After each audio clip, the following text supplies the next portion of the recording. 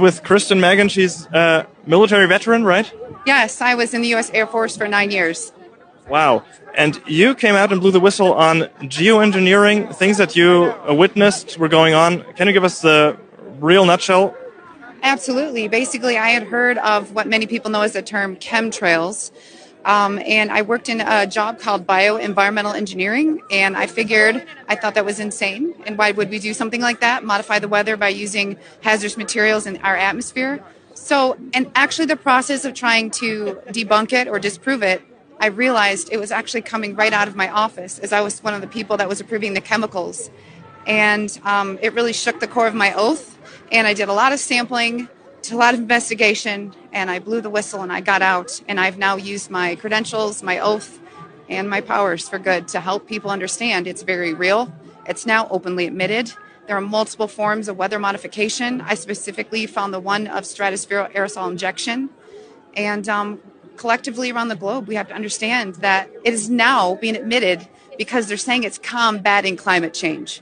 Well, the climate change we need to be worried about is man-made climate engineering, also known as geoengineering. And when you say you had chemicals being pumped into the air, what kind of chemicals are they putting out that rain down on humanity, basically? Nanoparticulate metals, like we had different sulfates and barium and strontium. I know it's probably changed over time. I know they use silver iodide for certain things, but these are the odd part of it was the quantities that I saw them coming in, the form that they were coming in, and it's the same type of materials that I was trying to engineer out of the workplace to substitute with safer materials.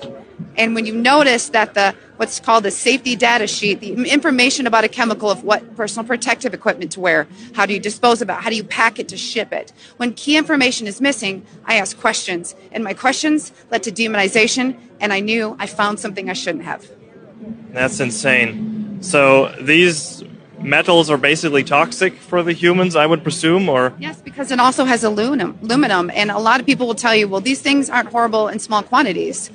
It's not small quantities, because when you are putting things above us, the dissipation rates are dependent on weather and climate, but it's getting into the food, it's getting into the soil. And around the world, wastewater treatment plants, when it comes to pharmaceuticals or these toxicants is what they're called, they are not able to filter them out. So if you're growing organic food, are we going to go back to the plexiglass barriers on our plants? I mean, it's horrible. That's why you can ban it anywhere. We've had states in the United States ban it, and that is great to get the ball rolling. But people really need to wake up to it, irrespective of any political party. It's not okay. And you're seeing a huge increase in neurodegenerative issues like Alzheimer's. It's really difficult for people with respiratory issues and asthma. And people are wondering why they have allergies 24/7, 365. And I liked what you said about that climate change or the change we experience in weather. Often we can't disconnect that from these geoengineering activities. Do you want to say something more about that? I mean, how do we feel that? Is there proof or so that is definitely coming from that?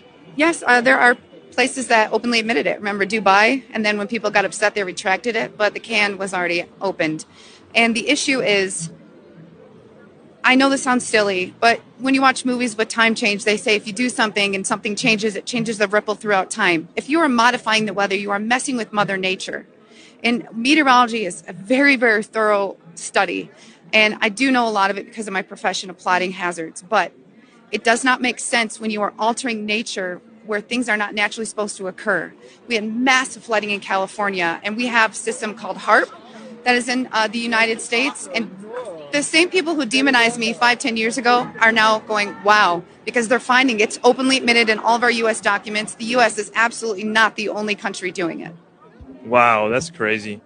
Well, thank you very much for coming out on that and letting humanity know what's going on. Thank you so much, Megan. Thank you.